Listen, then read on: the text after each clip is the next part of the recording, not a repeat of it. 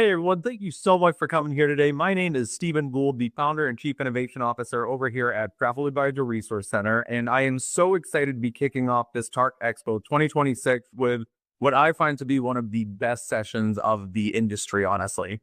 We actually created this idea. It's called the State of the Industry because we wanted to kick off wave season and kick off the new year with a lot of insights and information. And what we were very fortunate to do is have some amazing partners on here with us who are really well connected in the travel industry because, as you guys know, our job is to make sure that the industry has an easier way to connect with each other. And what these people do is make it easier for all of us to connect with suppliers, news media, different outlets around the entire country and the world. And so I kind of want to start off with introductions. As I said, my name is Stephen Gould. I've been in the industry for about 15 years. And we're very fortunate also to have our director of global partnerships on here. So, Kathy, I'll pass it over to you for a minute.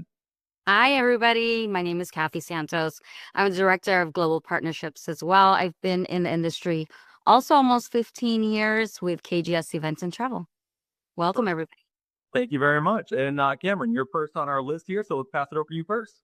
Hey y'all, I'm Cameron Spearance. I'm the content and editorial director for QuestX Travel, which includes Luxury Travel Advisor Magazine and Travel Agent Central. Perfect. Thank you very much. And Jamie, we'll come to you next.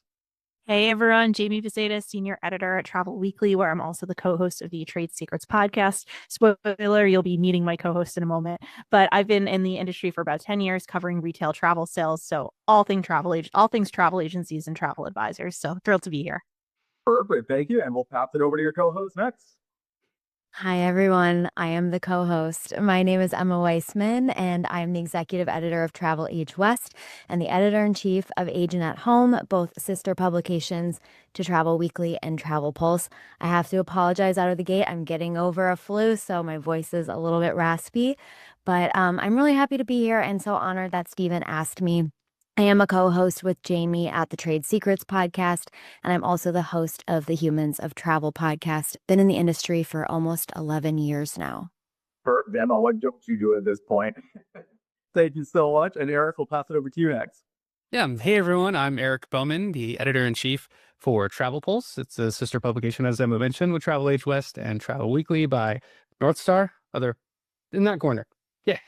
Happy to be here. I'm also the host of the Travel Pulse podcast, which is infotainment, half news of the week and half different themes, various. If you like podcasts, definitely check that out. And a video host for various videos like Travel Advisor Tea Time on Travel Pulse as well. And really thrilled to be here to talk about the state of the industry. Perfect. And last but not least, Andy, we're going to pass it on over to you. Thank you. And hello, everyone. My name is Andy Ogg, and I am the operator of the Travel Professional News, findahosttravelagency.com and homebasetravelagency.com, family of brands ran by our family, the Oggs. We've been in the industry for several years, me over a decade now, and really look at empowering and educating travel professionals as they start, run, and succeed as an agent in today's times. Beautiful. Thank you all very much, like I said, for jumping on here. What we're going to do is kind of have a little bit of a round robin open panel discussion. The chat box will be open for you guys through the duration of this session. So if any of you guys have questions, feel free to drop it on there. We may not be able to answer them live or anything, or we may touch on a couple of them, but you guys can definitely communicate in there, and every one of our panelists has access to that. So you guys will be having direct conversation and communication for the entire hour. And so, like I said, thank you guys all so much for jumping on here. Today's panel really is all about kind of seeing things from that 30,000 foot perspective. So we always hear from the advisors, we always hear from the suppliers, but really the people that I want to kind of focus on is everybody who just introduced themselves. And it really is to help drive the direction and the clarity and the purpose of kind of what they saw going into 2025 to kind of start off. So I guess everybody looking back, as we came into 2025, what were some of the biggest assumptions that the industry was making from 2024 as they moved into 2025, and which ones kind of turned out to be wrong? So Emma, I'm going to turn it over to you to kind of kick things off here, if that's okay. Sure. So I think what everyone needs to remember, especially when it comes to the travel industry, it's very dangerous to make assumptions. There are so many factors that impact travel, from natural disasters, geopolitical events, inflation, cost, general mindset, pop culture, the list goes on. So it's really hard to predict what an industry is going to be impacted by in any given year. But 2024 wrapped up and it was a record year, despite being an election year when we normally see softer years for travel. So we left on a high. At the beginning of 2025, though, we were entering into a new administration, and I just remember the term uncertainty being thrown around. I'm sure all of you also do. We just didn't know what was going to be happening and if travelers were going to be pinching their pennies or if they were going to be prioritizing other purchases. Other chatter about AI taking over everyone's jobs, taking over travel professionals' jobs. A lot of talk about over tourism and, pivoting to destination dupes. So I remember Jamie and I did a 25 predictions for 2025 for our Trade Secrets podcast. And it's funny to go back and listen to them because there are just so many different factors that influence. And it's, like I said, it's hard to make assumptions, but those are the ones that I remember primarily. Perfect. Excellent. And Andy, I'm going to come over to you next. And the reason for that is because I do feel like you guys are uniquely positioned with having travel professional news, but also having a host travel agency where you guys are really well connected with the host agency environment and infrastructure as well. What did you guys kind of see coming into 2025 and what assumptions were kind of shortfalling? I feel like we were really optimistic about the host agency model continuing to grow, and I feel like we were pretty accurate on that. The host agency model continues to adapt, grow, and offer so many benefits to agents looking to partner with them. And on top of that, touching on AI in 2024, that was a word that we were hearing, and I'm sure we were all using our Alexa devices going, man, these are cool. But now we are looking at this very, I would say, scary reality of the AI wave and what it's going to do and how important it is for agents to embrace, not reject it. Could not agree more. All right, Jamie, I'm going to come over to you. I know Emma kind of touched a little bit on the 25 points from the podcast and everything, but I'd love to hear a little bit more deeper as well about everything. Yeah, I'll kind of piggyback off what Emma said because, as she noted, 2024 was such a record year for so many people. And if we're talking about assumptions, I think that some of us, and I'm painting with a broad brush stroke here, but I think some of us assumed that those kind of unlimited budgets that we saw in those immediate post-pandemic years would continue. But I think in a lot of cases, 2025 proved that just wasn't the case. Travel Weekly has been we conducted a series of 4 surveys over the course of last year to kind of like gauge where bookings were starting in March and ending in December. And we did find that leisure bookings were fairly impacted. I'm going to try not to bore you with too many numbers, but in March, about 45% of advisors said that they were seeing a decrease in leisure travel bookings. And then that slump deepened again in May when it went to about 58% reporting decreases in leisure travel bookings. I think, though, the good news there is luxury travel was fairly well insulated, and a lot of advisors we know today are focusing on the luxury segment. But also, as the year went on, our surveys indicated that fewer advisors were, in fact, reporting decreases in bookings. And it looks like that trend is carrying on into 2026 based off of our latest data. So I think we're starting to see some stabilization. Perfect. That's what we love to hear. And to be honest with you, I think our whole industry is kind of built up with all of these different analytics and the different database points and all of that stuff. So Cameron, I'm actually going to come your way next because I know that's kind of a big thing that North Star and QuestX are kind of leaders of our industry running for as far as data and all that stuff. And I also like your perspective of having the luxury travel advisor kind of environment. I feel like luxury is a segment that's been exploding. So I'd love to hear what that was looking like coming into 2025. And again, what kind of maybe fell short from assumptions moving into that year. Definitely. And not to make the story about me, I realized I forgot to answer how long I'd been in the industry, and I promise it actually plays into my answer here. So I had been a business and commercial real estate reporter and had the smart idea to join travel journalism in March of 2020. And so I've been kind of bouncing back and forth between consumer and B2B media.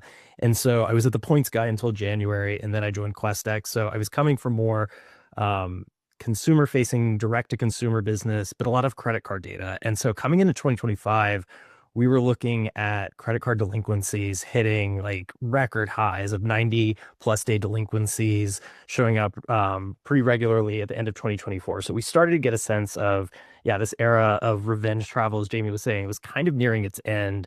And then when I switched over to QuestX and, I'd gone to plenty of luxury conferences where I was getting a sense of this, quote unquote, K-shaped economy emerging coming out of the revenge travel era. And especially now that luxury travel advisors are more of my day-to-day conversation than some of the direct to consumer, that's becoming more and more evident. And I think so starting the year, had a sense that it's a bit of a barbell. Good idea, good to be in the business of luxury travel, talking to the brands, talking to them about where they saw white space. It was really in that ultra luxury segment of like they were kind of chasing that consumer. Talking to hotel owners abroad and saying that they knew that the luxury American consumer was a big piece of their business. They just didn't know that there's this much runway to go, and that's something that we've continued to see.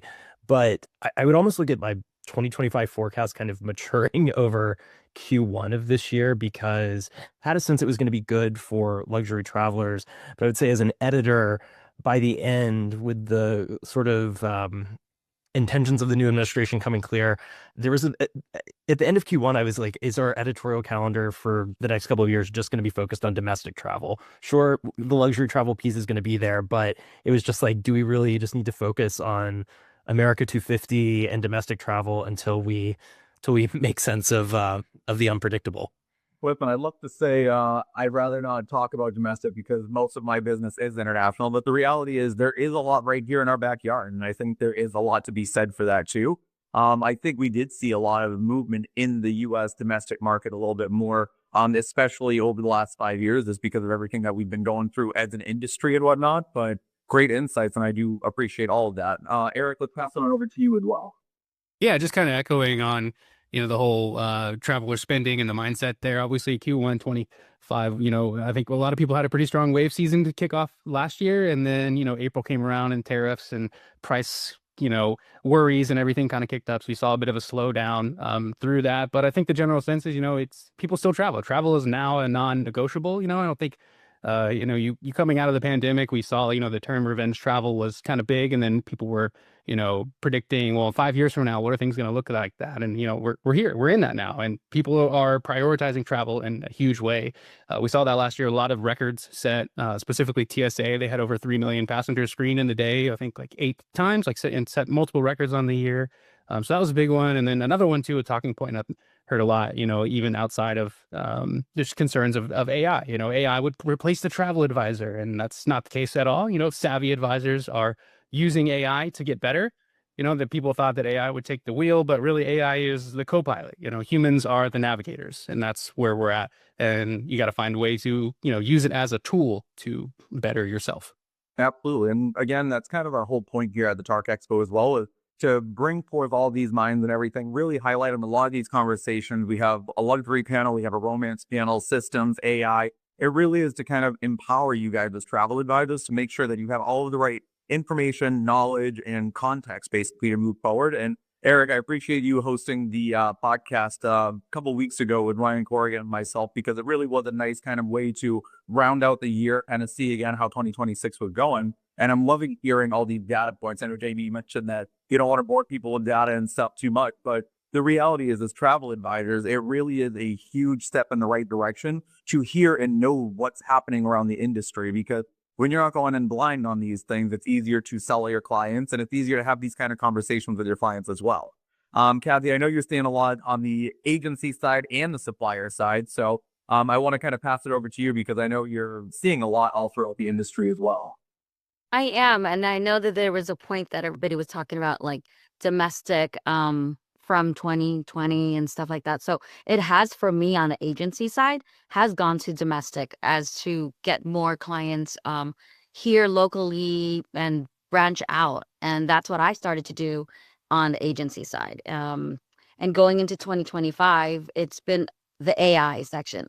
Personally, for me, as they mentioned, I use it as a tool and I love it. So I think it's going great so far. And bringing to 2025, let's jump to Jamie. What actually happened as we sit here today? What surprised you about how 2025 has unfolded so far? So from either travel behavior to advisor business models to supplier strategies. Okay, well, I'm going to start by piggybacking off something that Eric said about AI. And one thing that really did surprise me this year is I think the conversation around AI has changed in a surprisingly good way because, like Eric said, I mean, we're mostly no longer hearing about AI as a replacement, but more of an assistant. And advisors are increasingly using it more that way too. I definitely think that's the way of the future, whether it's an advisor knowingly going to an AI tool or platform and using it, or it's baked into like a CRM or commission tracking software. I think that that's definitely the way of the future. But also, I kind of want to take a different tact with this question too, because I am surprised that more advisors aren't charging fees. According to our travel industry survey, only 43% of agencies overall are charging fees right now. Traditional agencies are much more likely to, but only 39% of home-based agencies are charging fees. And I have a suspicion that this might be because the fee conversation really came to light during the pandemic, the height of the COVID pandemic, when advisors were really hurting for revenue. And I think a lot of people started adopting fees en masse there. We also know that since then we've had a large influx of new advisors into the industry, and traditionally it's kind of normal for a new advisor to feel like, oh, I'm brand new, I can't really justify charging a fee. But I'd like to put the messaging out there to reconsider that. Fees can help legitimize your business, and they can also be an important revenue source too, as those advisors who went through COVID will recall. So that was a surprise to me to see that number is so low. Yeah, and actually, I'm really glad that you mentioned fees because we have an entire conversation about fees and proposals and all that stuff. And I do totally agree with you. I think it's really a missing market segment in our entire industry that the more advisors really kind of need to feel that they are professional. And it really is like you mentioned during COVID, it was kind of like there was an influx of new travelers, but there was also a lot of work that was being done without any kind of compensation for a little while. And I think that's kind of what empowered advisors to be like, you know what, now is the time, even if I start at $25 or something like that, I need to put something in my pocket, in my bank account for the time that I'm doing today, even if I'm going to eventually get commissions from the suppliers. And I mean, it's one of the conversations, like I said, that we're going to be talking about later, I believe tomorrow. But it really is all about the idea of the commission is really built into the package in a lot of ways with our suppliers and everything. And some advisors feel like, well, I'm doing the work and that's the money I'm getting. But the reality is that money's there regardless, and it's kind of already packaged in. So the work that you're doing with an advisor is something that is separate. So Janie, I appreciate you bringing that up and bringing that to light a little bit today as well. Perfect. All right, let's pass it on over to Cameron. Tell us a little bit more about what you're seeing kind of right now in 2025 and what that's looking like as far as like what surprised you in 2025. Definitely kind of the idea of if I've heard it once, I've heard it hundreds of times of it's not about cost, it's about value. And this also kind of plays into the fee discussion as well, where these clients, especially at the luxury end, really are craving access and the things that only really high-end advisors can provide.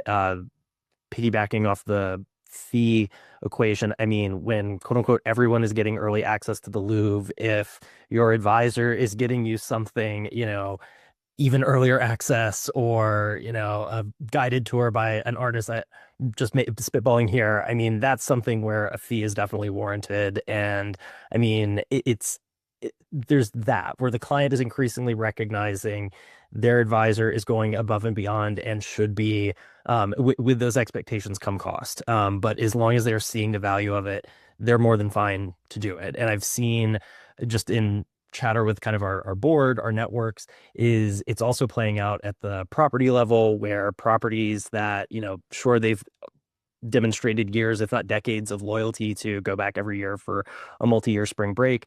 If they're noticing wear and tear that's been neglected, they are changing up their loyalty and going to the luxury property that is keeping up with maintenance and a renovation schedule. So I think you're really the clients are becoming a lot more discerning, and some of this sort of, as the era of revenge travel is dissipating, I think the era of like post-pandemic kind of forgiveness is also dissipating. So everyone needs to be at the top of their game, especially since we're seeing so much luxury product added in certain parts of the world, whether it's the Middle East, London. There are increasingly more options, so you can't just kind of rely on loyalty anymore. What would you think, Eric, what surprised you about 2025? Yeah, prices, I think the whole election year, we heard of one side saying, prices will go down and everything, just in terms of general of life of stuff. But, we didn't really see that. Didn't expect them to be as high as they continued on through that. So that kind of goes off the whole Trump administration's travel impact. We knew, obviously you're gonna have a new DOT secretary, new administration comes in. Obviously we knew that would make some headlines, but I didn't think it would, be such a thing throughout the year. A lot of new campaigns that they pushed out throughout the year. At the end of the year, we saw them doing pull-ups at the the DC airport. So they're very interesting stuff of how that. I was kind of surprised at how much of an impact and how much of the storylines that they kind of took over throughout the year. And I think, Emma, did you have any inquiry in terms of how did you feel about 2025? So I know that there is a whole session on AI, so I'm not going to just completely sound like a broken record, but I have a hot take, and I'm curious if my fellow panelists feel this way. So, and I've talked to Jamie about this at length. I used to be an AI apologist. Like, I was like, AI is amazing. You should be using it for everything. And I still think it's a really valuable tool. But throughout 2025, and that's how I started in January, the pendulum started to swing a little bit the other way. And I started to become a little bit more suspicious because I think that ChatGPT text specifically is very easily detectable nowadays. I think if you're using it, you know how to spot it, you know how to sniff it out. So I was spending a lot of time with Jamie on Trade Secrets touting the benefits of AI. But when I get an email from somebody and it's clearly written by AI, I'm immediately like hesitant to engage with that person. So I think it's almost swinging the opposite way toward the more human aspect of, I'm going to use travel planning since that's, our audience here. Use AI as a tool, but remember that you're human and remember to put yourself into it because that's why clients are coming to you. I think my attitude about AI is changing and how I'm using it. It's not, a end all solution. You really have to work with it as a tool, but not depend on it. So I think I've seen my attitude shift, and I'm curious if other people have seen that as well, but that's how I'm feeling in my role. And then just going on the same train of thought with technology, Jamie and I decided in 2025 to do the Trade Secrets Tech Summit because we were overwhelmed with the number of tech solutions offered for travel advisors. It's a completely saturated market, but we just didn't even know how to tell anything apart from each other. So we went on this year-long journey of interviewing different technology companies for travel advisors on what they offer in terms of solutions. And I think now more than ever, because of the state of this, it is so imperative for travel advisors to do their research on the tools that they're using in their businesses. So not just trying to plug Trade Secrets here, but it is something that I noticed in technology in general, both with AI and just the number of offerings out there and how important it is to really depend on yourself and know your motivations, know your values, and move forward on your tech journey with those things in mind. My favorite, Emma, is when you go on LinkedIn and you see people have essays written about the importance of the human touch over AI, and it's clear AI has written that essay. And it's not just the M dashes. There are other tells. There are definitely other tells. Right. Right. Oh, the emojis for sure. That's definitely a tip. And Emma, if I could jump in, I would totally agree with you and say that, one of the things that, I completely agree. I'll be honest with you guys. I've been anti-AI for about a year since this thing kind of came to be. I don't like it. I don't want to use it. Give me some grass and a shovel and I'll be happy. But here we are, and it got scary there for a second. They had these agents and these bots that you could say, I want to go to San Diego for 3 days. They would recommend a hotel, set you up with reservations at a restaurant, and get you a car rental. Well, the reality is when you show up at the restaurant, they don't have your reservation. Who do you call? You think ChatGPT is going to pick up the phone? And that's the reality and the power of the travel agent, that if they stay relevant and they embrace the AI and they market themselves as, you have a phone number, you have a person here to call. ChatGPT doesn't pick up the phone. It doesn't matter what AI tool you're using. And that's the reality, that as we look forward, AI is a tool for agents that they can choose to use or not use, but it could help them streamline their workflow while giving a personal touch to people who need help. Could not agree more. And Andy, I think it's funny because I know you're going to be on the panel section with us for AI and everything. And it really is good to kind of see both sides of that coin. Like AI is a great tool, but it is also inherently not great in a lot of ways too. So it really is nice that you guys are kind of bringing this up and kind of starting this conversation, because it is going to be a huge piece of our industry moving into 2026, because suppliers are picking it up. I believe JD mentioned like CRMs are picking it up now. Everybody getting in front of utilizing AI in some way, and it's going to be a very hot topic. But Andy, kind of circling back to you for the end of the 2025 conversation, what would you say that surprised you most about how 2025 unfolded? Further, I'll be honest, February, March of last year, I'm sorry, gosh, it's happened so fast. I was going, man, our industry is going to get cooked. This is not good. This is progressing so quickly. And I was talking with my wife, and then you remember when the iPhone came out, that iPhone was the coolest thing since sliced bread. Decades later, here we are, and we are learning so many negative things about them. You know, what they do to young brains, what they do to kids, how they affect us, the addiction to them. Well, AI is, I mean, this is an iPhone 2.0. Here we go. And it's releasing. We don't know what it's going to do. We don't know how it's going to morph our world or change our existence. And in the beginning of this year, I'll be honest, I was scared. I was really scared. I was really apprehensive about where this was headed. And now we fast forward to December of last year. I go, man, AI is great for people who want to utilize it to streamline things or to make their lives easier, or ask how much baking soda to put in it, whatever kind of cooking thing you're doing. The reality is it's not going to replace people. It just cannot get rid of that human interaction, no matter how far advanced the software goes. Could not agree more. And I think that's kind of the precipice of what we're going to be looking at for the rest of this year too. And kind of moving into 2026 a little bit more. I know everyone's kind of alluded to what it looked like 5 years ago, what it looked like last year and everything. We really want to start taking a look on where we are today, and then start looking at where we're expecting to go forward. So what do we talk about today? I mean, we just had quite the experience and quite the entry into the new year with shutting down basically the whole Caribbean airspace and everything. And I know it really kind of posed the question for a lot of advisors, like, what is this going to look like from a geopolitical climate? And without getting into politics from that level or anything, really, I think a lot of travel advisors were kind of like, what does this mean? What is this going to look forward to moving forward and all of that stuff? So before we get into the rest of 2026, I'd love to start out with, like, if you could describe our industry in one sentence right now, not optimistic and not pessimistic, just kind of based on you guys' professional opinions and everything, what would that look like?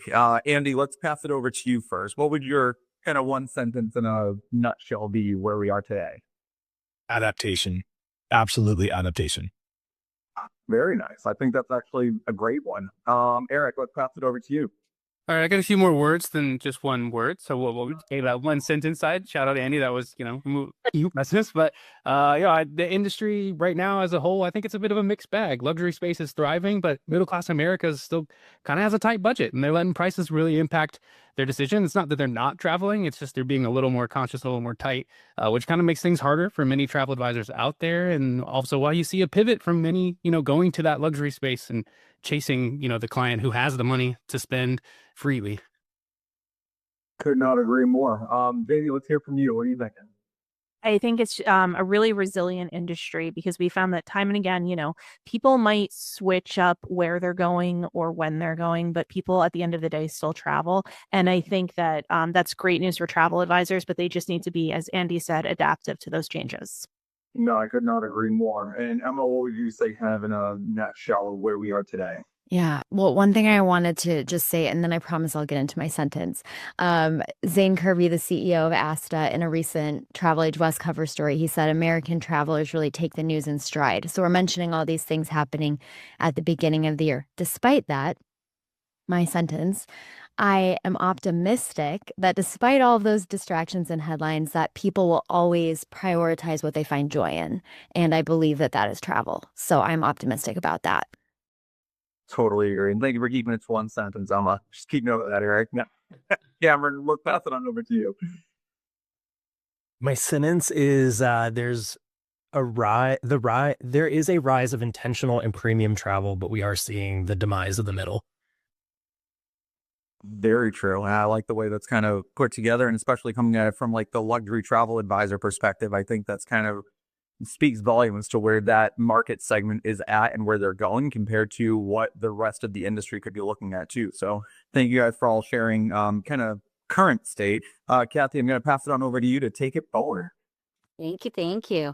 Personally, I was saying as my action word is action for 2026, but more of what bouncing off everybody else's ideas was strategizing better.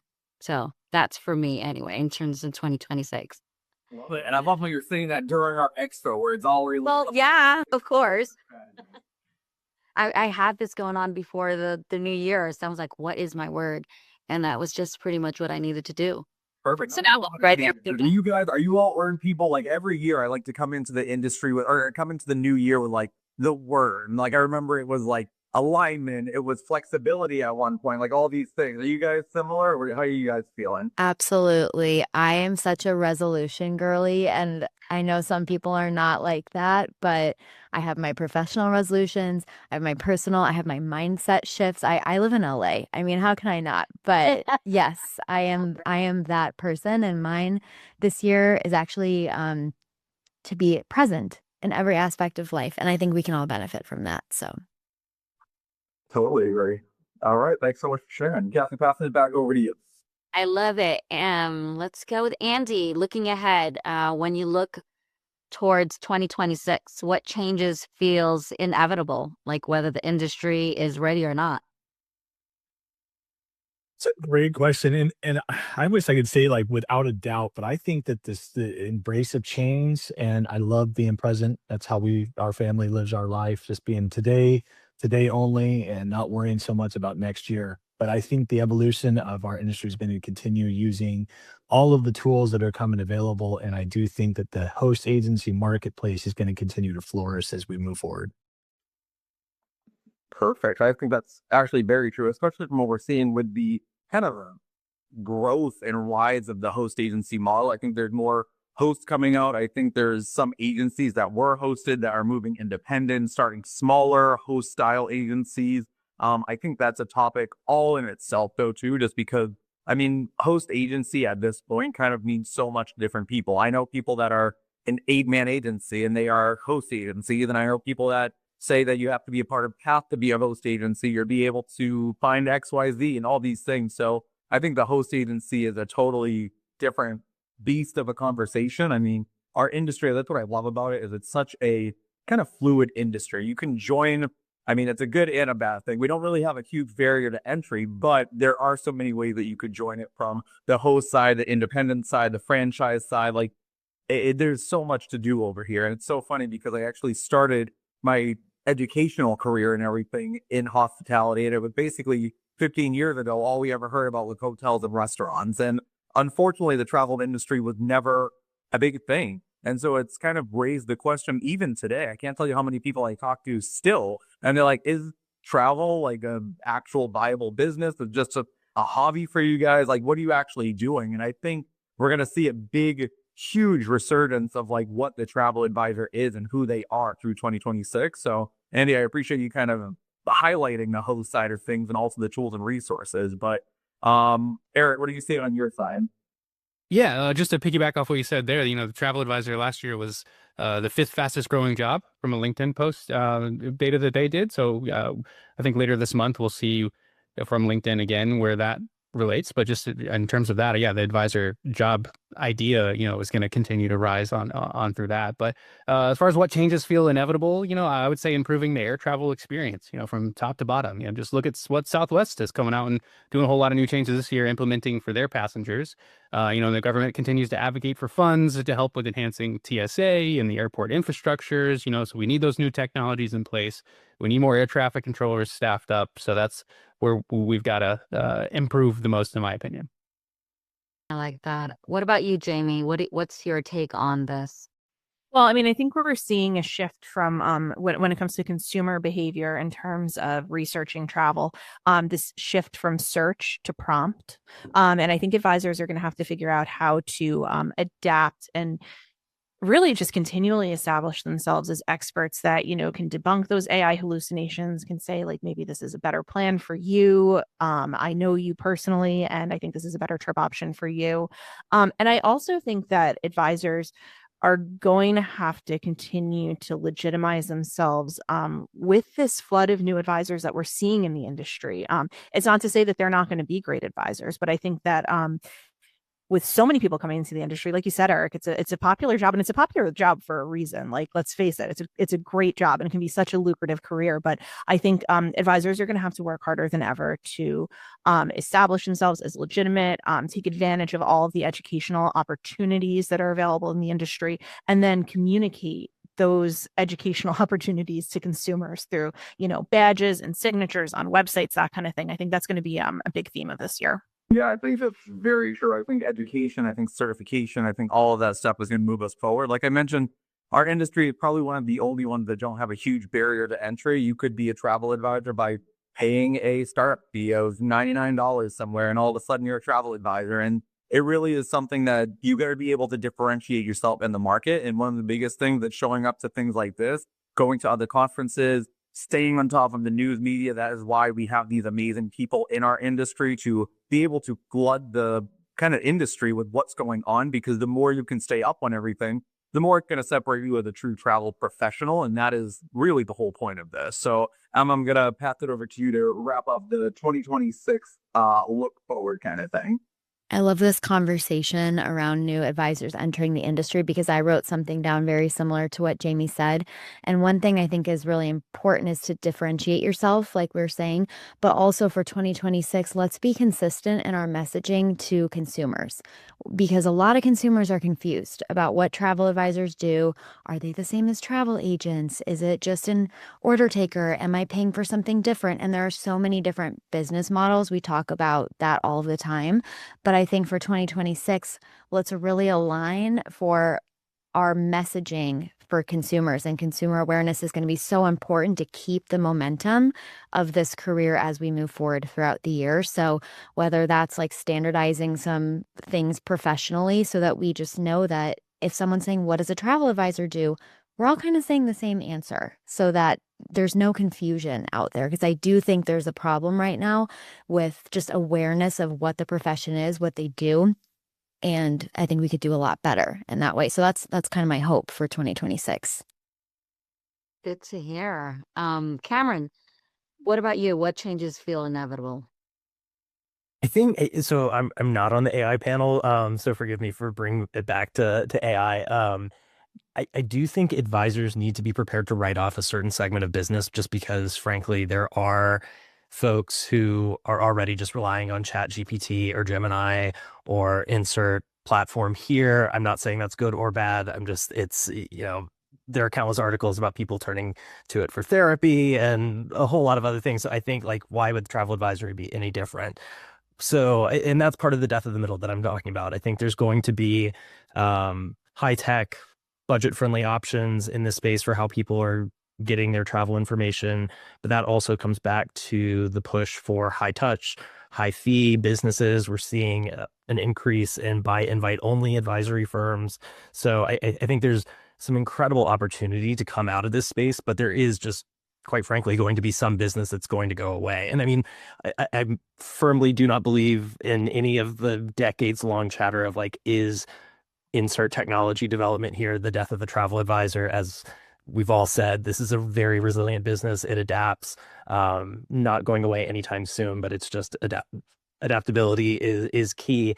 And that also is kind of one of the areas where I think, especially over the next couple of years, it's really going to be key. Again, my last job was direct to consumer, focusing on loyalty programs. You're seeing a lot of the hotel and airline loyalty programs to provide value to their network and their members. They're entering territory that has been kind of advisor dominant, like cruise. We're seeing new partnerships. And right now I'm watching, the banter is, oh, this partnership is about bringing in a new clientele who was never booking with the advisor in the first place. Watch this space. Let's see. Is that truly a first time cruise guest who was never thinking about it in the first place? Or is this going to start eating into the advisor's business? I don't know, but it's definitely something that we're monitoring. Could not agree more. And actually, I believe it just came out in 2025 that travel advisors now are the one of top 5 careers that people are kind of moving into and looking into. I think I saw that as a huge headline because honestly, I don't think anybody really ever considered us as a kind of top 5 or a true like forward thinking, forward looking career. And I think again, to Andy's point, it really kind of ties into the growth of the host agencies. There's so much more messaging going out into the industry. A lot of our suppliers, even I definitely have to even nod to a lot of them because their kind of CTAs, their calls to action and everything are now all saying, be sure to reach out to your travel professional or contact us at blah, blah, blah. And I think that callback kind of is making people realize like, hey, maybe I should contact a travel professional before just kind of booking this trip and all that too. I know, but let's just say going back to it, we're not leaving anywhere, right? The travel industry is just growing. Future wise, though, let's go back to Eric. What will travel look like in 5 years that you think will surprise us? Yeah, great. I think there's going to be a more and more emphasis on the health and wellness travel. I think we'll see kind of a rise in like medical tourism, people going elsewhere to seek, health stuff, maybe at a different cost. And then just to further into that personalization of travel with AI becoming even a bigger tool in that area and just kind of, the consumer communicating with AI even more and just AI understanding what it is they want and the advisor utilizing AI and with all of that and to make the travel more personal and more of a better experience for that traveler. Totally makes sense. I think 5 years ahead is wild for us to even think about because the reality is if I looked 5 years ago, I would not have expected it to go the way it did. But Emma, passing it over to you, what do you think the next 5 years or in 5 years will look like, I should say? I think that the things that we love about traveling, like meeting local people, having new experiences, the beauty in the world around us, that's not going to change. What might change, though, is if we don't take care of these beautiful places, we could lose access to them. If we're not kind to people that we meet in other countries, they might be less welcoming to us. We're kind of already seeing little whispers of that.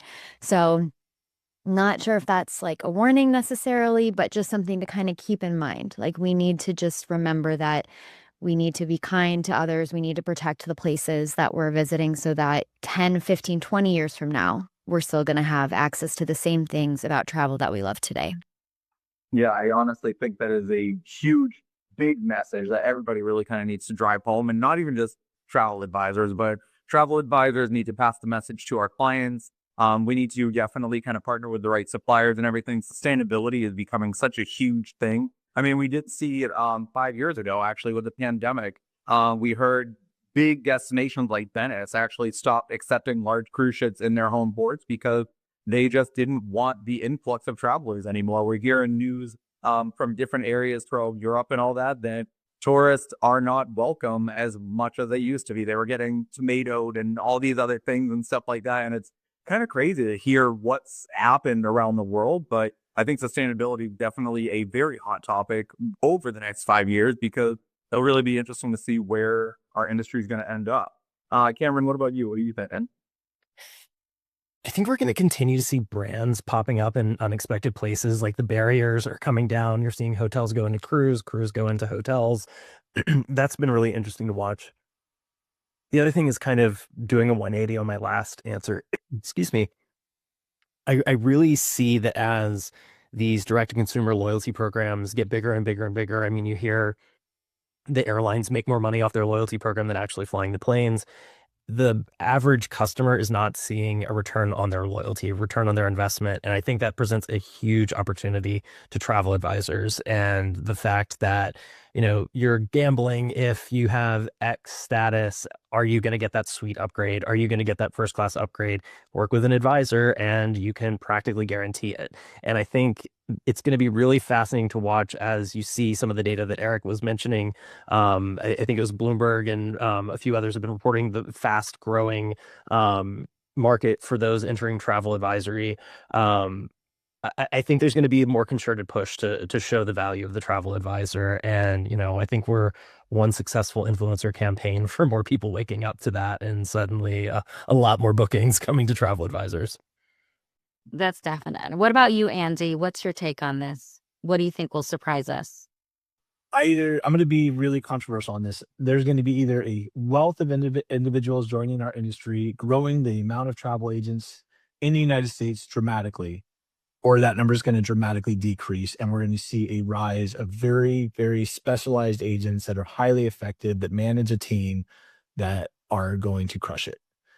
We see that in our information, which we are not Travel Weekly, but when we see what people do with us is we see a very small percentage of people doing $1 million and above, and a very big numbers doing $250,000 or less. So if we look at the future, those agents that are at that $1 million mark or much more are going to keep pushing on the pike to go that distance. They could really become the one travel agent where there used to be 10. Could not agree more. And I'm even going to tie back to kind of what Cameron was saying and everything, is that like it really is going to be interesting to see where we all end up in the next 5 years. I just think there's so much potential, so much opportunity, so much kind of going on around our industry, and there's so much potential for growth, honestly. But to his point, as far as kind of like hotel moving into cruise, all these different things, we're seeing different names, we're seeing different companies. It'll be really interesting to see first how well they do and where everybody will be in about 5 years. We unfortunately over the last 5 years saw mergers happening. We saw companies going out of business. We saw a lot of movement in our industry that I think a lot of people didn't expect. So it'll be really interesting to see where we end up. Jamie, to round it out, what are your thoughts in about 5 years? This is from more of an operational perspective, and I think 5 years might be a little bit optimistic when we consider how long the rollout of Real IDs took. But, in the future, I think biometrics are going to really become the norm, and we are all going to move through airports without paper or even digital IDs. And at some point, we're going to be telling our grandkids about these funny little paper books that we used to get stamped whenever we went into a new country. And then they're going to look at us and say, "What's a stamp?" So I think we're going to see the rollout of more and more biometrics in the next couple of years. I don't know if we're going to be completely ID-less in 5 years, but we're getting there. It's so funny that you say that because, like I said, I've been doing this for about 15 years, and I can't tell you, like, I came in right around like 2010 or so as far as this side of the industry and everything. And kind of the staple for the veteran advisors that have been around longer than me, I used to do this back when you had to make our own, we used to ticket and everything, and we have the DOS printers and print out everything. So it'll be funny to see in 5 years that the new ticket is, oh, I used to have passports and we had to get different visas and all these different things. Like, it'll be kind of interesting to see how that, like you mentioned, operationally changes the entire industry and everything. So what I'd like to know from each of you guys too is, being that you're all in the news media, what would you say is kind of like the top 1 or 2 headlines that you guys saw from 2025? Andy, I'm going to pass it over to you, especially with that travel professional news and all of that. What would you say was your 1 or 2 top headlines of 25? I think it was overwhelmingly AI, from suppliers to host agencies to consortia. Everything was AI integration, AI tools, AI booking platform, AI assistant, AI question and answer. I think that was for us the top hitter. And then the content we produced was highly focused on it as well, whether it was a specific AI like GenSpark or any of these new AI tools that came out, how agents could utilize them to either further create a professionalism in their niche, or how to just even use it to create marketing assets for their social channels.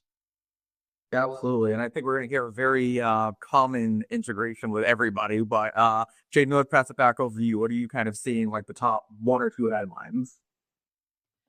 Similar vein to Andy, I would say the amount of technology tools that are coming online specifically for travel advisors, which is great because it's always good to have choice.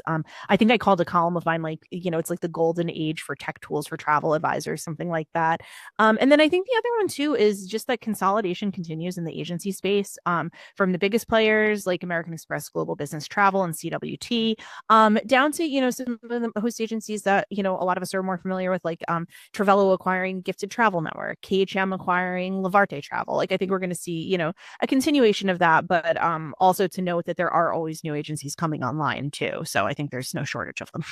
I think that is huge to kind of note also, as we're seeing these legacy companies that have been around for many, many years that honestly merge or sell or kind of move into a different space for a number of different reasons. And I mean, that could be just the idea that there's nobody there to take it over. There's no kind of longevity there, but there is some sort of future with the database and the client books and all that stuff. And I would say, guys, one of the biggest things in our industry that I feel like unfortunately is missing is a legacy plan. Like people are not planning for kind of the exit strategy of I'm doing this and this is where I am today, but where am I going to be in another 10, 20, 30 years? And really, I think that's something that every travel advisor really needs to start thinking a little bit more about, that we're kind of highlighting a little bit during our legal and tax talk during this expo and everything. But I do think that there's so much room for opportunity for travel advisors to really think about that, because I hate to say it, I feel like most travel advisors, I'm probably guilty of it too, are just like, I'm just going to do this until I just am no longer around kind of thing. And eventually my clients will either just go elsewhere or hopefully somebody will pick them up and take care of my book of business if I'm not around. But it's kind of a weird way to run a business. And I think there's a lot more growth opportunity there too for our industry. Cameron, let's pass it over to you. What are your thoughts? Yeah, I was looking at our two biggest stories of the year, and I'm actually surprised we did not touch upon it, because we've been talking about how much, the runway is limitless for luxury. One of our biggest stories was Las Vegas has a problem, too much luxury. And then the other is Ozempic's impacts are hitting the travel sector. Here's how. So, and at a couple of conferences I've been at recently, even in the luxury space, we're hearing how it's impacting F&B and how they're redoing menus at hotels. And it kind of plays into just kind of the future of health, wellness, and medical tourism. So I think there's going to be a lot more to come on that front as well. Yeah, no, I totally agree. I think to your point, I think the luxury space has so much going on. There is a lot of different things happening societally that is changing the entire industry as a whole. So yeah, definitely good points and information as well. Eric, let's pass it on over to you. Top 1 or 2 stories that you're seeing. Yeah, from 2025, I would say the air travel's wins and losses, began in the year, unfortunately, with tragedy, with the plane crashes in Q1. And then, we saw in the new administration and the new campaigns that they were pushing out, trying to get some wins from that regard, and investments of new technologies and getting the money and the funds for that. And then later on in the year, we had TSA, they ended the shoe removal. So shout out to that for all the people that don't have a pre-check. And then they also had, like I said earlier, multiple records of over 3 million passengers a day. So it was a bit of an up and down for that one. And then second one would say over tourism reactions from destinations we haven't touched on, but Amsterdam, Greece, Japan, all passing new laws to introduce tourist fees and limit visitor numbers and different attractions of things. And you also had Europe's big fee being pushed back to 2026, but also being raised up in prices. So over tourism is not going away. Emma, we're going to ask you a different question. If you could give one piece of advice to this audience, what would it be? Oh my gosh, I can't just do one piece of advice. I wrote down 4, but they're short. So I will keep it brief. Okay. I was just praising you about your one sentence from Sorry. Eric. Taking the spotlight. Okay. Take what you want, leave the rest behind. Take risks, ask for help, set boundaries, be proud of your accomplishments. I love that. I think that's very true. And unfortunately, that's a lot of problems that Travel Advisor has, especially the whole boundaries thing. I feel like people are working from the minute they wake up to the minute they go to bed. They're not going to an office. They're working from their beds, desk, phone, computer, the car line, picking up their kid. They're all over, always connected. So I think that's a really good point and great 4 tips of advice. I know we are wrapping up to the top of the hour. So I do want to hear from the rest of you guys, though. I think, Kathy, this is an amazing question. Cameron, I'm going to start with you next. If there was one piece of advice that you could give to our listeners and everybody, what would you say? I think the product is already like signed, sealed, and delivered. It's all about access, sell access, and truly unique access. As I was saying earlier in the conversation, I mean, everyone's getting kind of the private tour of the museum these days. So you really have to think outside the box, especially to put yourself at a competitive advantage, given that this is the 5th fastest growing career right now. So a new busload of advisors is arriving every 5 minutes. So how are you going to stay at the front of the line? Perfect. Spoken like a true luxury travel advisor advocate. So I like that. Perfect. Andy, I'm going to pass it over to you next. What's one piece of advice that you could give the science? I really like the one right before me. I would say the exact same thing, but to just hone in on a niche, hone in on a specialty and become literally the best at that product. Whether it's luxury, whether it's adventure, whether it's eco, whatever it might be, establish yourself as the complete expert in that product by using podcasts and social channels and all of the stuff that we have at our fingertips now, to really hone in and be the one that anyone would be lucky to work with. I agree with that. I would say, as an advisor perspective, though, to tie into what Cameron had said about access, but in order to do that, you need to build relationships, right? So build relationships with your suppliers, whoever they may be. What about you, Eric? Yeah, mine would be to set, work-life balance goals and to move forward with that. One way I like to do that is the occasional treat yourself, as I like to say, if you've ever seen Parks and Rec out there. So yes, I'm talking to you. Take the time, soak it in, treat yourself this year. Take the trip, splurge on you, invest in yourself. I mean, y'all work too dang hard not to take some time to focus on you. So do that. Absolutely. And I think that's a perfect tie-in to kind of what Kathy was just saying. Guy, you have so much opportunity in this industry. There are fam trips, there's education, there's conferences with pre and post opportunities. There's so much that you can do to learn and really immerse yourself in these experiences. And like Kathy mentioned, a lot of that access that Cameron talked about comes from who you know, what kind of relationships you develop. We do have 2 hours of trade show today, and we also have 2 hours of trade show tomorrow. I highly, highly, highly recommend diving in there, really connecting with each of these suppliers, and then building the relationships more and more, even outside of our expo today, because you never know what kind of help you might need from a supplier or what they'd be able to kind of do for you with a client, whether it be as small as a potential welcome letter for a client or as large as a upgrade or more. So always build those relationships. And Jamie, to kind of tie it and wrap it up, what would you say for your last piece of advice?